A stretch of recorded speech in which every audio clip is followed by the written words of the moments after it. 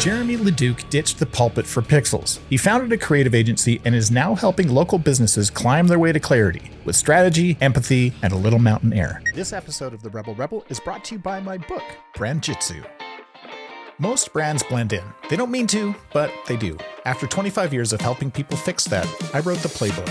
It's called Brand Jitsu, Move Your Brand from Meh to Memorable.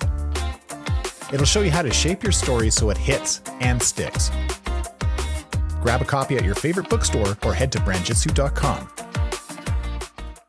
Welcome to the Rebel Rebel. I'm your host, Michael Dargy, and somewhere across the world, we're going to find out exactly where is Jeremy LaDuke. Jeremy, how the hell are you? I'm doing great. Thanks for having me on. Oh, man, it's my pleasure.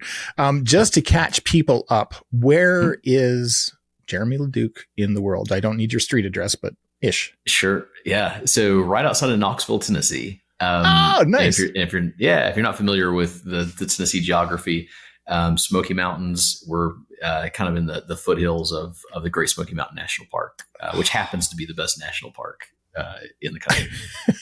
And that is unbiased, of course. Of course. Yeah, 100%. Awesome. So there you are in Knoxville, Tennessee. And what is it that you are doing right now? What's Jeremy's world like? Well, we've got, in terms of work stuff, our main agency, Epic 9, we do a lot of creative branding, strategy, cool. Advertising, all that sort of stuff. But recently in the last year, we've done two things. One, published a book called Congrats. Climb that's kind of directed towards small local businesses. And then from that, we launched Climb Club. And it's a online community for local business owners that helps them get a handle on their marketing, get a grasp on how to DIY it themselves until they can grow to the point where it makes sense to hire someone to do it. That's awesome. Holy, that's amazing. Thanks for doing that. That's kick ass. Well, it's one of those things that, Go ahead. No. Oh, no, I was just saying, it's one of those things that we've seen local businesses really under that $1 million a year in revenue mark. That's it's an arbitrary number, but it's kind of an average number for what we've seen. But if you're under that mark, you're kind of in this no man's land of marketing where you need to market yourself. Like you can't survive if you don't market yourself, but you also don't have that much money to market yourself. And so it's like, how do you figure that out? Like, which comes first, the chicken or the egg? Like you're a marketing budget or sales. So It's. Oh, that's wild. Well, I look forward to reading your book. I'll order a copy here, and I'll put all the links down in the show notes. Fantastic. Yeah. So I guess the question that jumps to mind is, I guess, twofold, maybe. That I love what you're doing. That's really cool. But what brought you here? Like, what happened to Jeremy along the way that made him this way? I'd say that if I had to boil it down into one word, what brought me to this point right here, survival. All right. Yeah. Okay. Yeah. So I can expound on that. Yeah. Let's unpack that. All right. So, I was in a completely different career, about 14 years ago. However, I'd started out doing web design and graphic design when I was in high school. And loved it. It was something I tinkered with all the time. Wound up kind of getting, side gigs through college and postgraduate, and even in my previous career, I'd do things on the side, and just loved building things and designing things. And it was back in the day when you could actually get gigs off of Craigslist. Craigslist was it wasn't like this dark corner of the internet. It was. People actually did commerce on there. I would when I became a freelancer, I'd go and find every morning I'd wake up and I had this program that would search all of the major cities across the US for web design or graphic design gigs. And I found I made a living for a couple of years doing that. Wild. And so it was, it's like, I know there's probably some millennial or younger millennials or Gen Z thinking like, you're lying. That's not, that couldn't have actually been a thing. But yes, it was. I did not get. It wasn't just a place for scammers, and other folks. But my other career was ministry. So I was super into super religious for my young adult life, and did that for a little over a decade. Wow. And so when I decided that really wasn't the world for me anymore, I didn't really believe the things I was preaching, literally. I said, well, the only authentic right thing to do is to get out, right? Just to leave. Okay. So I did that, but I didn't have, the only marketable skill I had was I could pray for you, right? I didn't have, I had no like business experience. Like other people my age at 30 years old, they were already like doing investment stuff and sure, and all the things. And here I am like, just clueless about the business and corporate world and everything. That must have been terrifying. It was a little bit. I mean, yeah, a little bit. Forget shaking your faith, but like doing that, leaving what you know behind and jumping full into, you are the perfect guest for this show, sir. You're right. Yeah. So, the only thing I really had to fall back on was the design skills that I had. I knew Photoshop like the back of my hand. Nice. Loved just the development side, PHP of the PHP and WordPress were kind of like my superpower. Yeah, that was my love language. So just went full throttle with that and started doing the Craigslist thing that I was telling you about. Yeah. But had to get insurance. So this was like a couple of years before Obamacare came around, and so went and got on board with a marketing agency. I remember an interview I had with a radio station, and the guy, I could totally do the job. I was like, I knew I could do the job, but the guy was like looking at my resume. He's like, yeah, he's like, your background might not match with with kind of some of the stuff we were doing. He's like, how would you feel if we like for instance, we just did this promo over the time change weekend, right? So when you set your clocks back, right? He's like, we just did this promo. How would you feel about designing some graphics about clock blocking? Oh my, yes. Oh my God, that's great. I was sitting there like, I'm for it. That'd be fun. Let's do it. But he didn't buy it. So wound up, long story short, wound up finding a job at an agency that kind of gave me a shot doing some web design stuff. And isn't that great? Yeah, you'll use that in the future. I will. Yeah, point. Yoink. Thanks. But worked at this agency. Long story short, it was a great experience in terms of just learning the business side and learning how, up to this point had kind of made pretty things. And that's kind of all it was. It was like, here, I'll make you this pretty website or this pretty logo or whatever. Yeah. But I never really kind of tied it to the overall what's happening in your business type of thing. And so that's where I kind of got to see how that worked a little bit better. Wasn't a great place to work though, kind of toxic. They were deceptive with their clients and so I was kind of looking for a way out. So along comes the Affordable Care Act, and I'm like, that's my ticket out. I can get my own insurance. I can do my own thing. Great.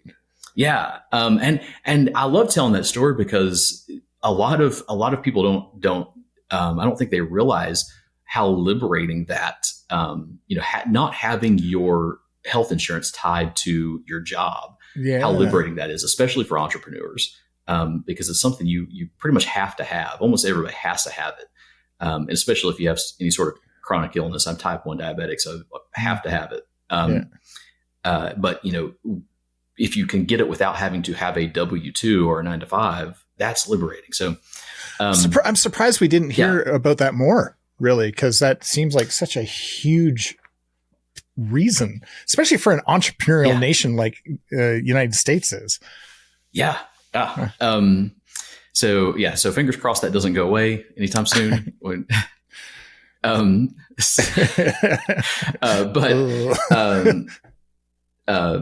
So decided to jump out. I said, I think I can do this. I think I can probably do it better than what I'm seeing the place I was at doing it. Nice. And started Epic 9.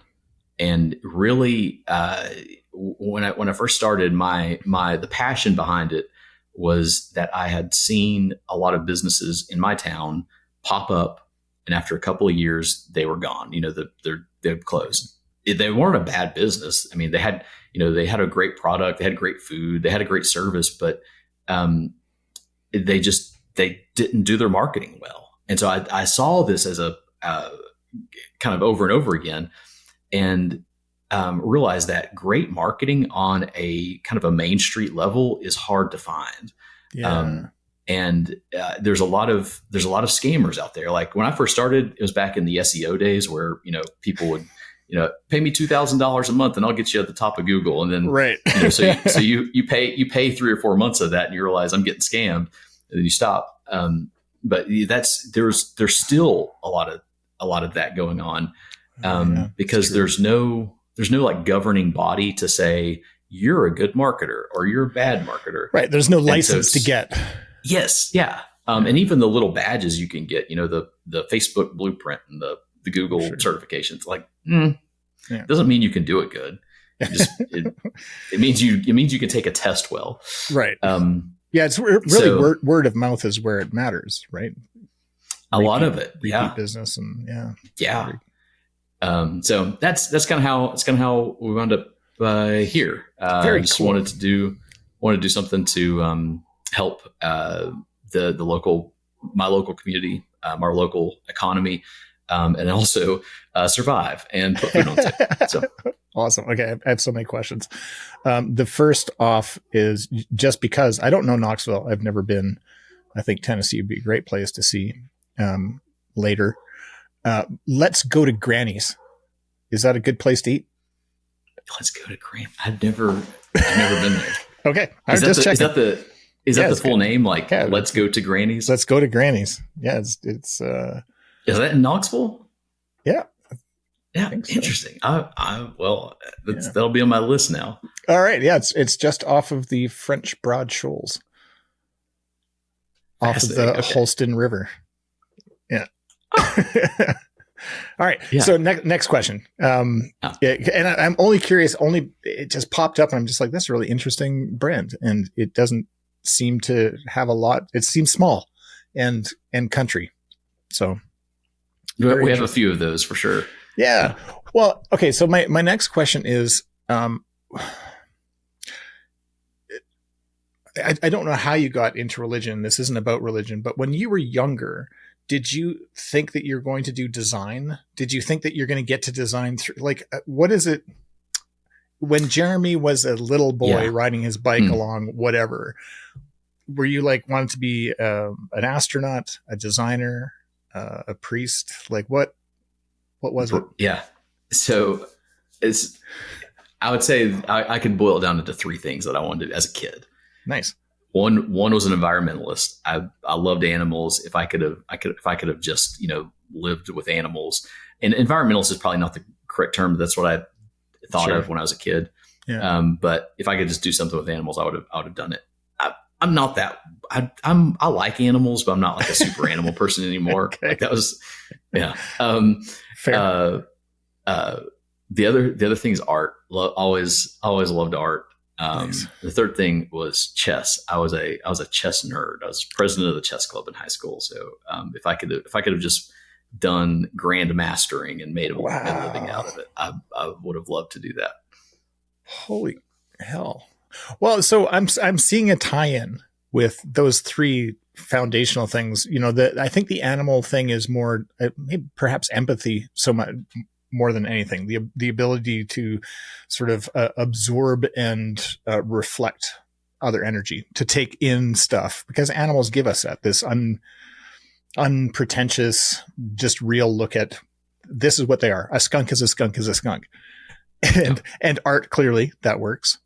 And I think to be a good marketer, you have to have empathy. You have to be able to say and kind of envision yourself in the shoes of the people you're trying to speak to and say, how are they going to interpret this? How are they going to feel about this particular thing? So yeah, and add to Makes that sense. chess where it's strategy. Like, dude, it was the perfect recipe for a Jeremy. I wish I had known that when I was 20 rather than well, yeah, but you gotta live and learn, right? You gotta pack in those experiences and take the things that you learned there and bring them forward. That's really cool. Again, I don't know Knoxville very well. I know that there's some rivers. The Tennessee River runs through it. Yep. Right. Do you guys have walkways, like pathways and stuff like that? Yeah. So just a point of clarification, we're really close to Knoxville. So I don't know Knoxville super well. Okay. I'm actually in a little town right outside Knoxville, about 15 minutes called Maryville. Yeah. But I do know Knoxville has great. It's a great walking city. We've got some walkways along the river, some bridges that go over it. But the downtown scene in Knoxville has really, really taken off in the last probably 4 or 5 years. Nice. It's nice. In Maribel, is that what you said? Maryville, yeah. Maryville. It's a Maryville. Maryville. All right. So in Maryville, because that's where you're from. That's where you're at. Is there a thing that you like to do just to get out and reconnect?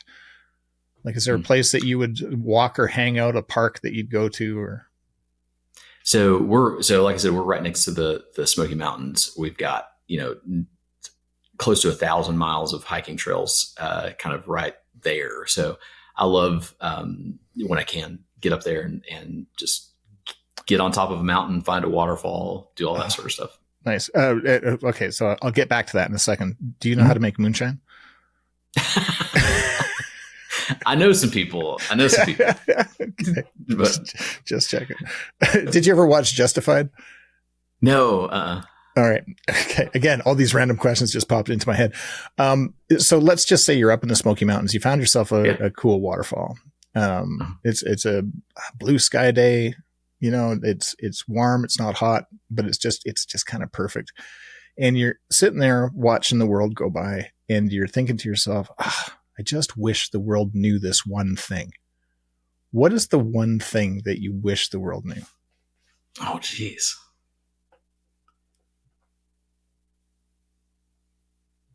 I'm getting sidetracked because my mind's trying to remember that song from the 80s, that 80s commercial. Remember I need more. I think it was like a Coke commercial. Okay. But, all right. Sorry, I'm trying not to get try not to get too sidetracked with that. The one thing I think, the one thing I see a lot in people that I wish I could. Yeah, I wish there was something I could do to kind of help them see this, but sometimes there's just not. But I feel like hope really is the thing that drives the world forward. And it's the thing that keeps us going. Whether it's hope in a distant future or hope, in just literally tomorrow, like, it's what just keeps us progressing, right? If we lose that hope, it's lost. And I think, I see a lot of just the struggle of folks when they can't really connect and see that there's hope. This sounds weird, I think, but I feel like in some way I'm predispositioned to be a hopeful person. And so I realize not everybody's like that. And so I wish if I could just kind of bottle that up and give it to someone, I wish I could. Oh, that's awesome. That's cool. What do you do just for you? It could be a guilty pleasure. It could just be a thing that's like, oh man, this is what I do to recharge. Besides the mountains, because we already went there. Like, I was gonna say the mountains, or just read a nonfiction book, read a fiction book. Okay. I don't get to do that very often. Like I've always feel kind of a guilty sense that I've got to, if I'm going to read, I need to be reading something that's going to, make me a better business people, blah, blah, blah. Yeah. So just being able to read a really good book that I can just kind of lose myself in. Nice. Yeah. Oh, that's great. What's your, do you have a sport other than hiking? Not that I'm good at. What that you love? Are you like a frisbee golf guy? I don't know. Yeah, so I do love frisbee golf. But ultimate frisbee. Have you ever played ultimate frisbee? I have. Yeah. Yes. So I love that game. I was in a like a city league version of it a few years ago. And the unfortunate thing was most of the other people that were on the team were like college age. And so I was the old man. I got absolutely crushed like every game. Yeah. Like it's a lot of running and they can run a lot longer and a lot faster than I could. Oh my God, that's great.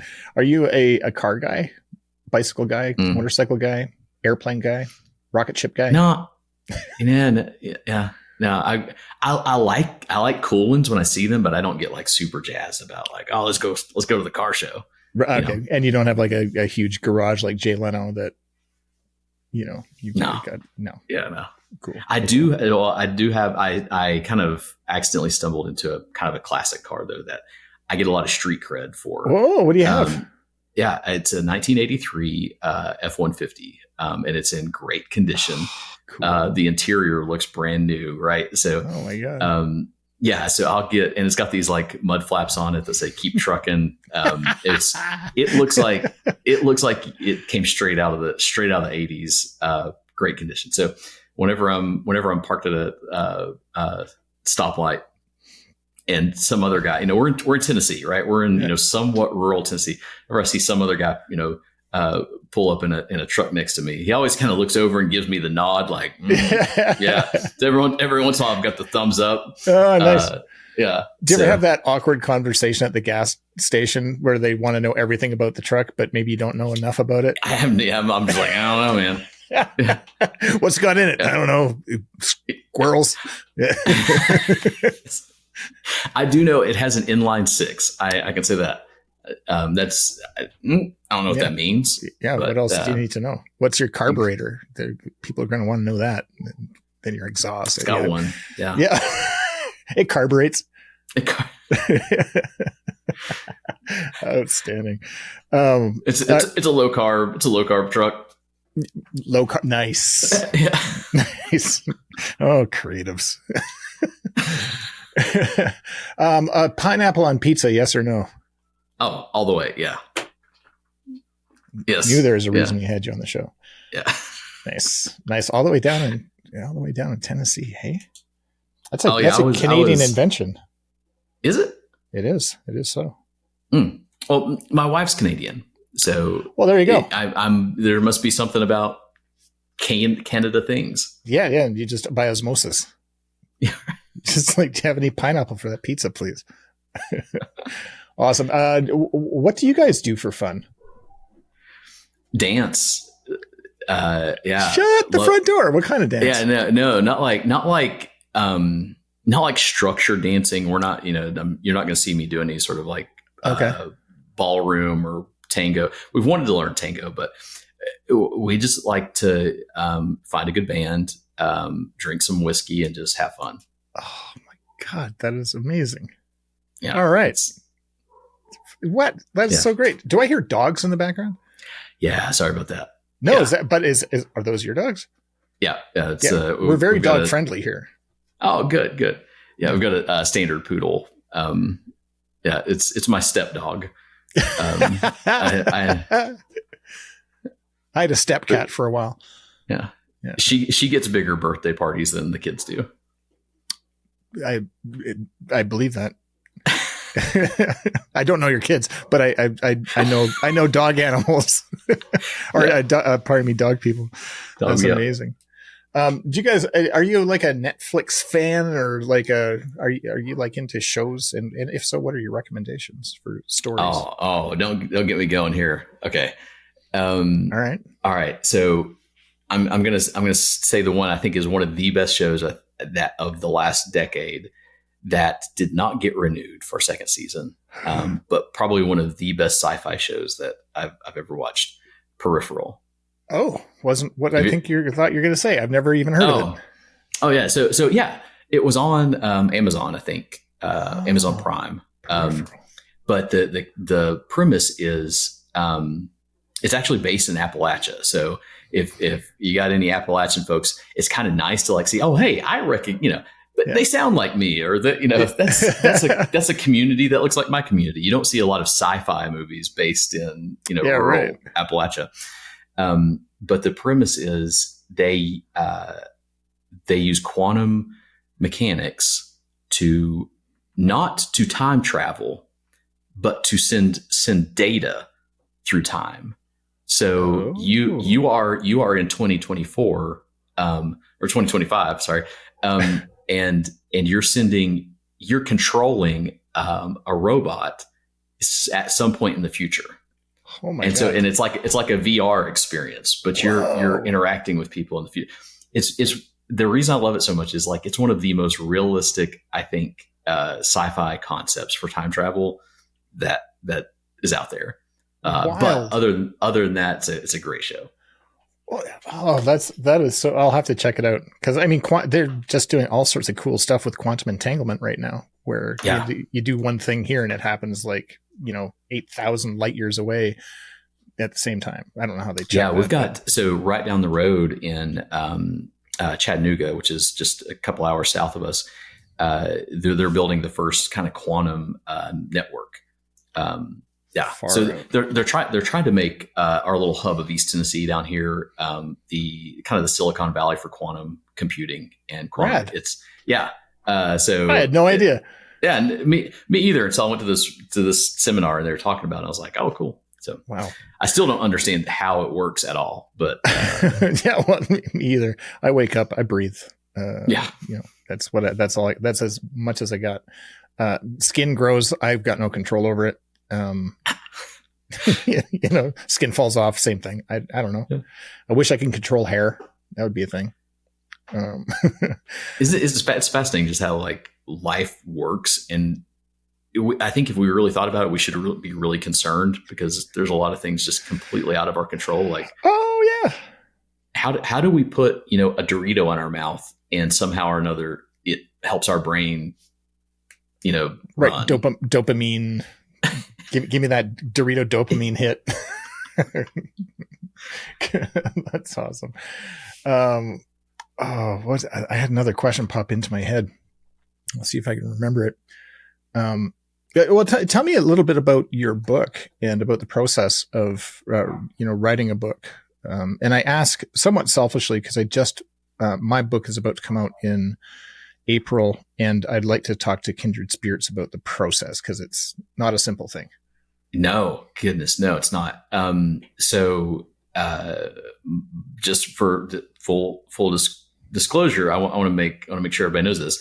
I wrote 95% of my book before ChatGPT ever came out. So legit. So it was, yeah. So this was not a AI book. No, it happened in 2020. So around 2019, we started shifting, and with the way that the economy and marketing and technology had evolved, we had to shift our business, and we moved away from the small local business. We still have several clients that are kind of in that small local category, but we really had to shift and start pursuing larger clients very intentionally. And so I felt like, all right, I still want to help this community of people. And I feel like I've got a lot of knowledge and just experience doing this. And so I wanted to catalog it in this book. And so 2020 rolled around and we were all under quarantine and I had a little extra time on my hands. And so I probably wrote 75% of it in the span of a week or two. Nice. Just sitting there and just cranked it out. And I was like, hey, writing a book's not that hard. Well, it took me 4 years to write the other 25%. Yeah, right. Yeah, so that tracks. Yeah. So, so that was kind of my process. I wrote a big chunk of it, kind of got it all laid out. And then, I'm kind of your typical kind of ADHD person, like just go super hyper focused on to something for a little bit. And then, for 4 years later, it's like, oh yeah, this thing over, I should really maybe finish this. And yeah. I have a teammate who is she's just an incredible person, but she was always kind of nudging me like, hey, have you finished that book yet? Have you finished the book yet? Oh, nice. And so you need so yeah, so I would say the hardest part was just kind of fine tuning it and getting all the details to match up. And so the book it's part fiction, part nonfiction. So it actually follows the story of Eva Marley. She is a woman who she has to leave her career and help take over her family business because her dad's health is failing a little bit, and he just doesn't have the ability to run the family book and toy store like he used to. And so she steps in. It's lost its momentum. It was great back in the day, but it's kind of petered out. And so she steps in and has to kind of figure out, how do I market this thing? And so every chapter you get to see kind of a concrete way of what does good marketing look like? What's this process look like for a local business? Amazing. And everybody that's out there is not a book and toy store, but with a little imagination, you can kind of see how the same things apply the lessons in your situation. Yeah. And then alongside the story, I go into detail about the nuts and bolts and the technical side. So like, if you're having someone design your website, these are the questions you need to be asking. Or if you're rebranding, these are the things you need to be thinking about.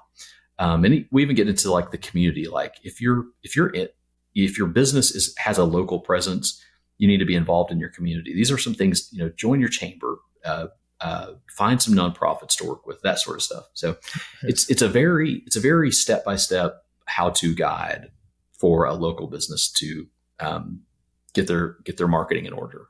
Love it. Oh, that's outstanding. So you can still buy it. Yeah. Links. So yes. So and I'll encourage people. You can go to theclimb.guide and you find all the links there. There's a link to Amazon, but I encourage people only click on that if you've got an Amazon gift card that you need to use, right? Take their money and redeem it. Otherwise, there's a link to bookshop.org, and nice. That helps local bookstores. You can actually even pick if you have a bookstore in your town that you want to support, you can pick them, and they get a portion of the proceeds whenever you buy books off there. Nice. I'll put a link to that too, because that's amazing. Got to support the local and small bookstores for sure. Are you an introvert or extrovert or ambivert? Typically I would say I'm an introvert, but I think I haven't really dove into the definition of ambivert, but I might be that. But I'm introverted in until I'm not. Yeah. Yep.